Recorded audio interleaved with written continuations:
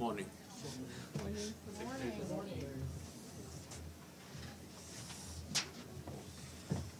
The DSG, this will make it easier for the exit. And USG down there.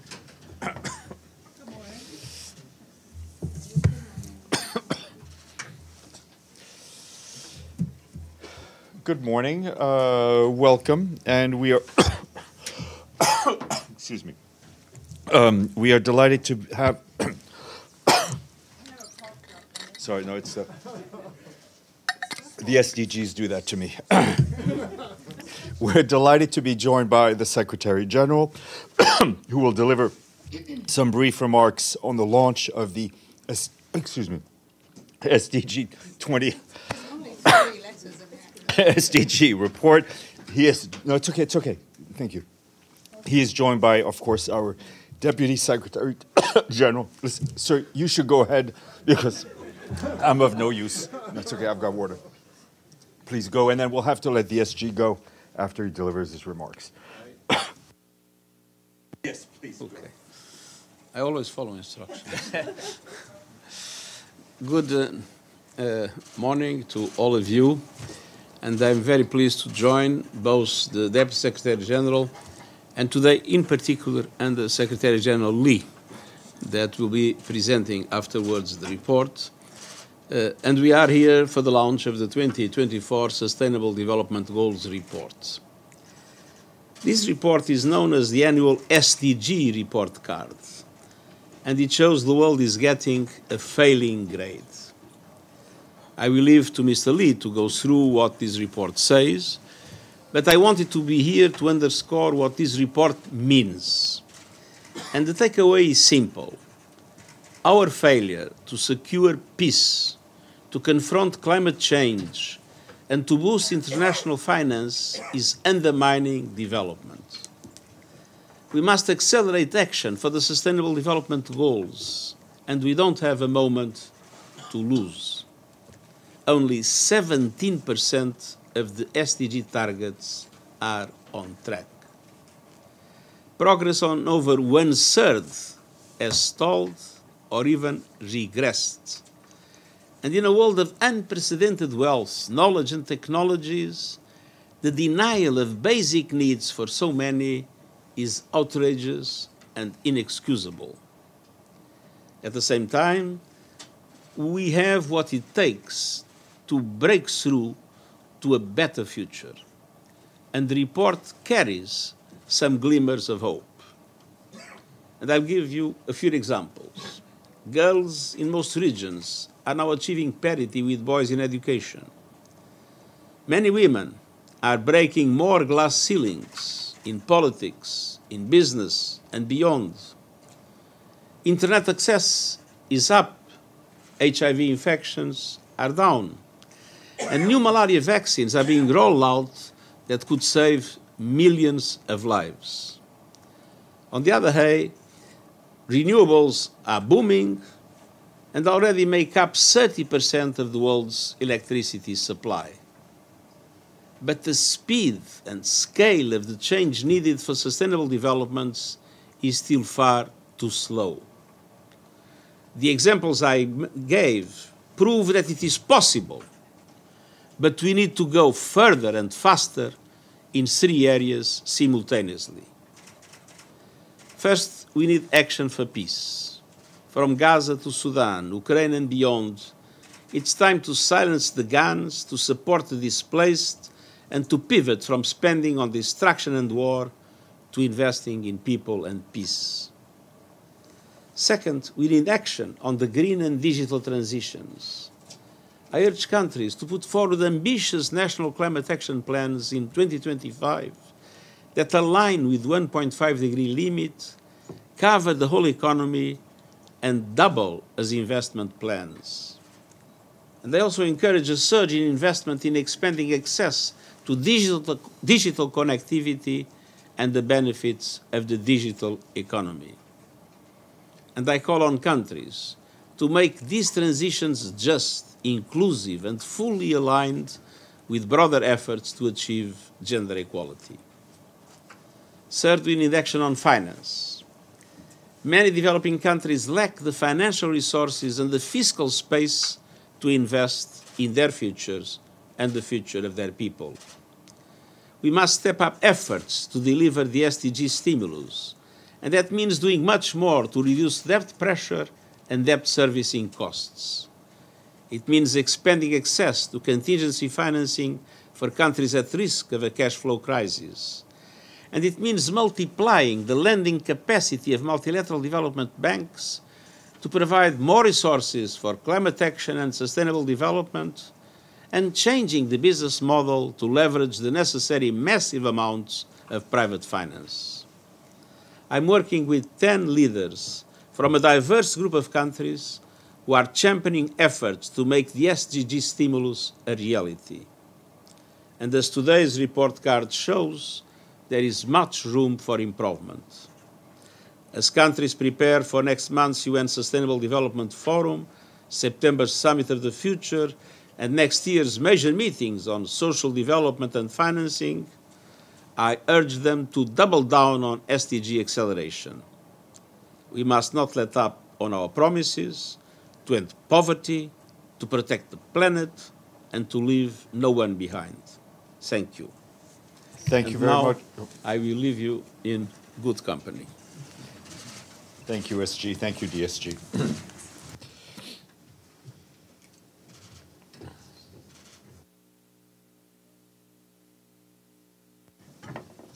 Thank you.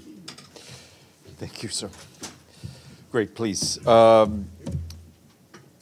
We are delighted to be joined by USG for the Department of Economic and Social Affairs, Mr. Li Junhua, and flanking him are Stefan Schweinfest and Yongyi Min of the Statistics Division of DESA, who will help present the report. USG, welcome, and please, you have the floor.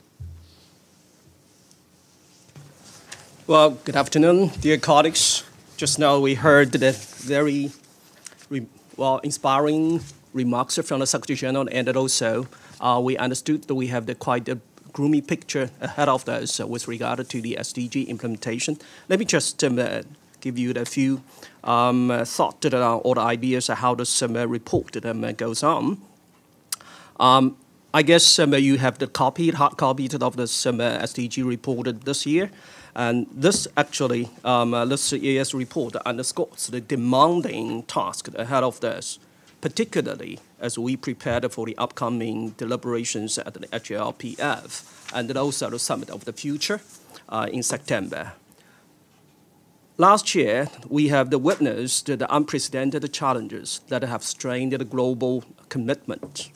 We have seen the highest number of the refugees and the forcible displaced persons ever recorded, a staggering 120 million individuals, just compared with the 80 million 4 years ago. And civilian casualties in armed conflicts rose by 72% between 2022 and 2023. With the women and the children bearing a disproportionate burden of this violence. And also, our planet health continues to deteriorate at an alarming rate. Last year marked the warmest year on record, pushing us dangerously close to the 1.5 degrees Celsius threshold of the Paris Agreement. And also, the greenhouse gas emissions reached new highs and was no sign of the abating. The economic landscape for developing countries in particular is also worsening. For the first time in this century, per capita GDP growth in half of the world's most vulnerable countries lags behind that of the advanced economies. And actually, this trend threatens to reverse the decades of the progress towards the income inequality among nations. However, amidst these challenges, we have seen some remarkable progress that should inspire our continued efforts. Well, our report this year highlights some of the encouraging signs or advancements. On the past 3 decades, increased access to life-saving HIV treatment has averted 20.8 million AIDS-related deaths. In education, just now, as Secretary General pointed out, girls have achieved parity and they even surpassed the boys in completing their schooling at all levels in most regions. And digital divide is narrowing a little bit, gradually, whereas the 2/3 of the world's population have now having access to the internet. Nearly 30% of more than the figure in 2015. So as we move forward, our focus must be on translating commitments into the concrete actions. So the report actually highlights some areas of focus, which included first, prioritizing peace building and the conflict resolution efforts. Second, reaffirming international financial architecture and the global governance, or global economic governance, to facilitate a faster, greater investment in the SDGs and give the developing countries a more equitable voice in this decision process. Third, accelerating the just climate transition to address the triple planetary crisis. Fourth, increasing investment in food, education, health, energy, and social protection. Last but not least, leveraging the technological innovations like AI for the sustainable development. So in coming 6 years, building on success while also avoiding the complacency will be crucial to getting the SDG past the finish line. The path ahead certainly is very challenging, but not insurmountable. By working together, harnessing our efforts, and focusing on targeted, impactful actions, we can still achieve the vision we set out 8 years ago. Thank you. Thank you. Stefan? Thank you very much, ladies and gentlemen, members of the media. As a director of statistics, you will not be surprised if I say a few words about the statistics and data behind this report. The news in the report are sobering, but it's good that we have the data to know where we are. That is, there's an urgent need for accelerated action, and we know that because the power of data is a driving process for the SDGs itself.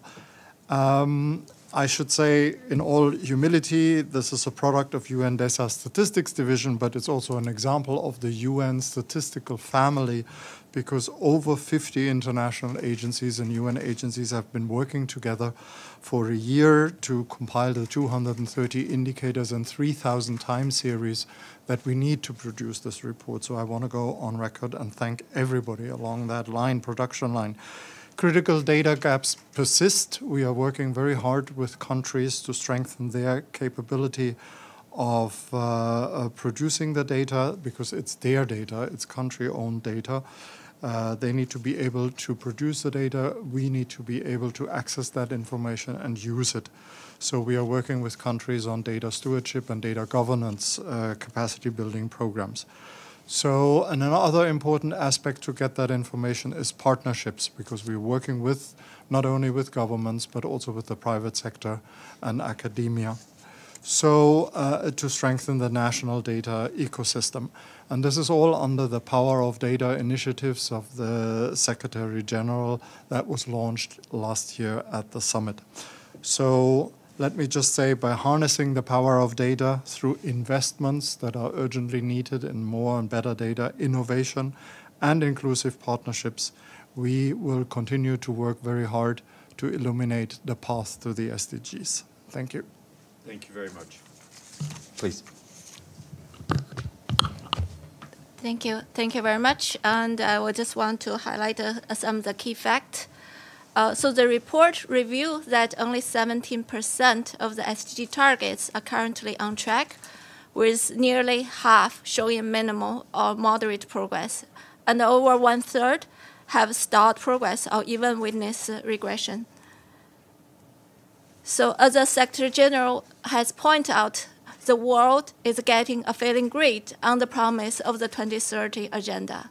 Looking at the goals on the review at the upcoming HLPF, for instance, we see that for Goal 1, poverty, an additional 23 million people were pushed into extreme poverty. And for Goal 2, over 100 million more people will suffer from hunger in 2022 compared to 2019. For Goal 13, we witnessed 1.5 trillion fossil fuel subsidies in 2022, which is a historical high.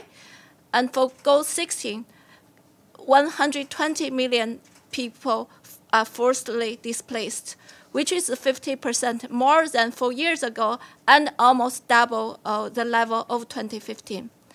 For Goal 17, the developing country facing a 4 trillion annual financing gap to achieve the SDGs. If current trend continue, by 2030, 590 million people may still live in extreme poverty, and fewer than 3 in 10 countries are expected to have national poverty rate. 1 in 5 children under age 5 will be affected by stunting. 110% more fossil fuel will be produced than would be consistent with limiting warming to 1.5 degrees. 2 billion people will still living without safely managed drinking water, 3 billion without safely managed sanitation, and 1.4 billion without basic hygiene services. And 660 million people will still lack electricity access, and around 1.8 billion will go without clean cooking fuels and technologies. If we don't want this failing report card to be our future, we must accelerate action to redefine the trajectory of the SDG progress.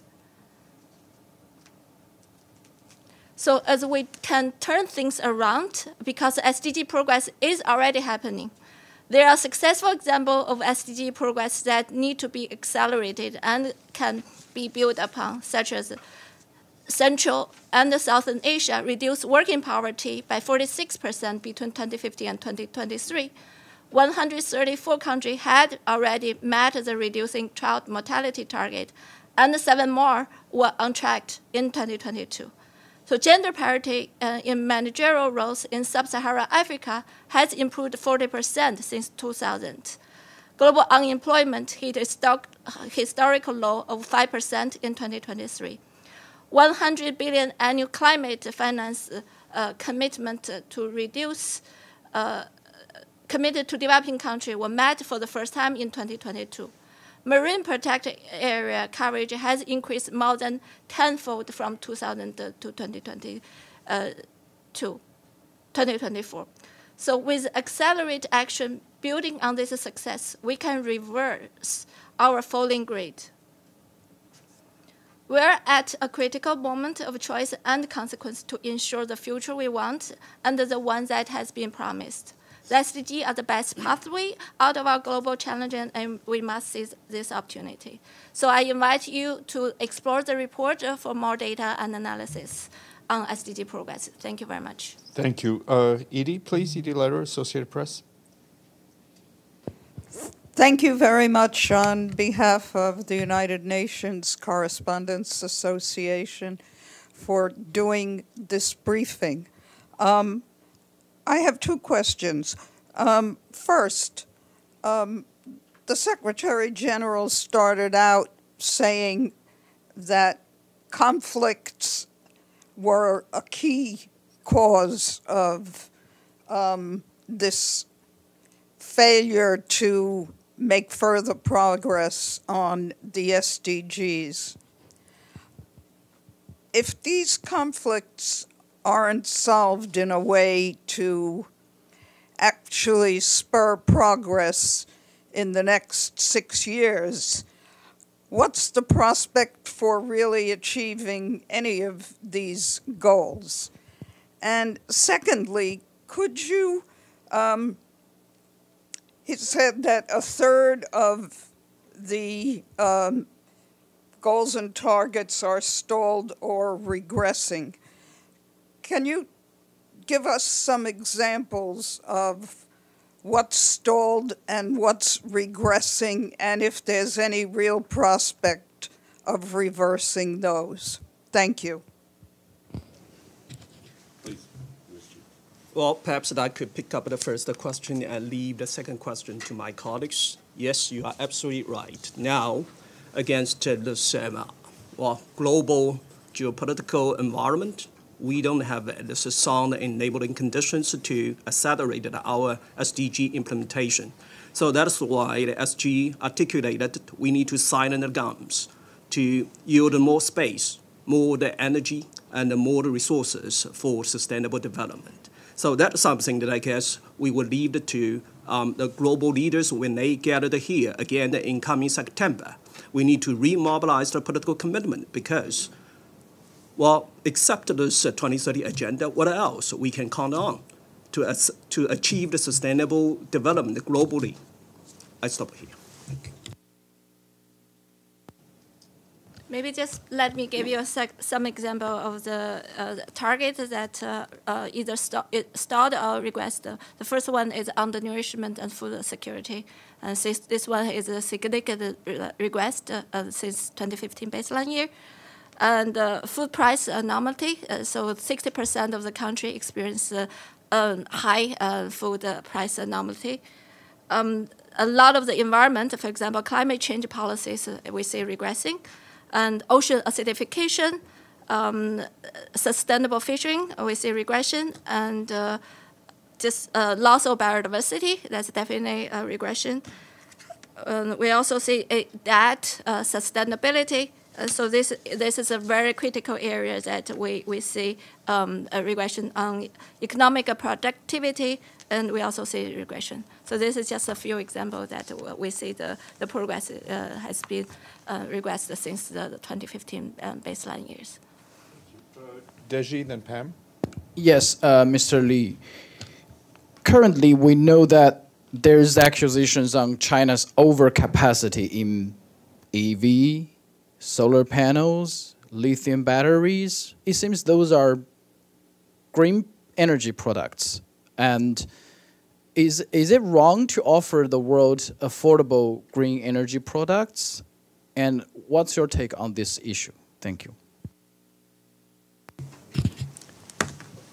Well, first of all, from UN Secretariat, we absolutely believe all kind of green energy products, it's a good public products or public goods, particularly affordable to the developing countries. And we absolutely believe that the green transition is one of the key areas to accelerate the implementation of the 2030 agenda to achieve our targets. So in this regard, I guess all countries need to do their maximum efforts to provide the green energy products to all the customers, particularly for the developing countries. Thank you.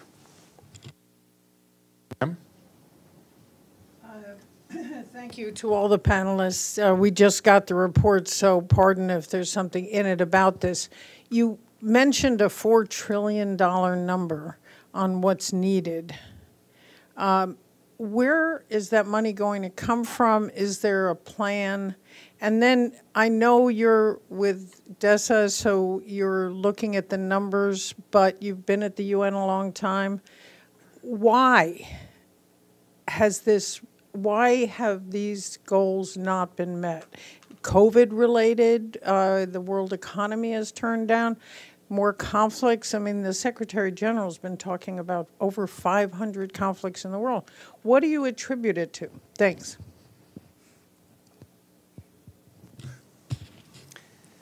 It is very true that the gap for the global investment or financing for development is huge. The gap is huge.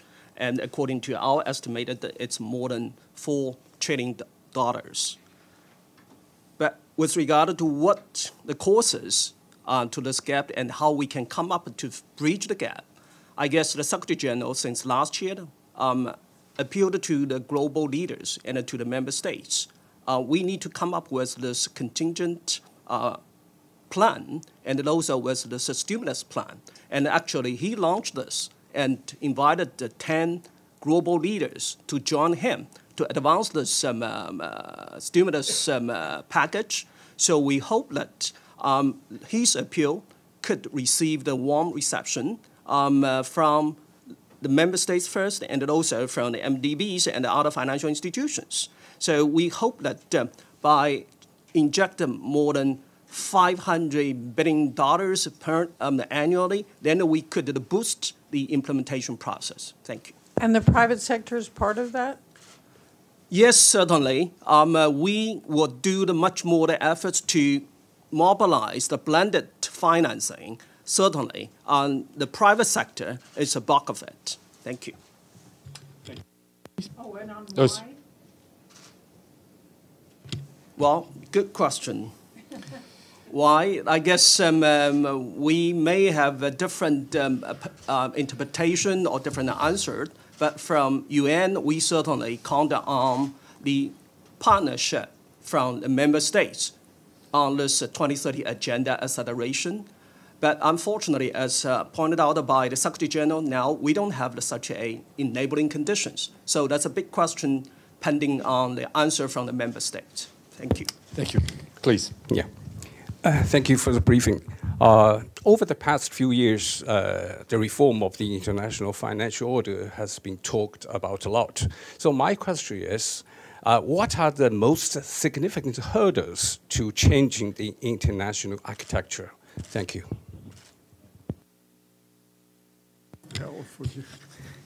Again, with regard to the international financial architecture reform, I guess all the friends from the press have heard the proposal or policy briefed by the Secretary General. We actually articulated the roadmap from the Secretariat for the member states, and also that our counterparts in Bretton Woods institutions. Up to now, we believe that there are three major areas we need to focus on. First, how we could inject more financial resources for sustainable development for the long term and also affordable. Second, how we could generate more financial resources for climate action.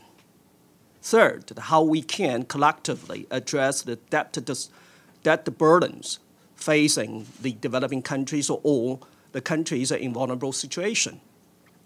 And then also we need to think about how would be the roadmap and the timeline for us to move forward this structural reform to add more voices from these developing countries in the decision process. Thank you.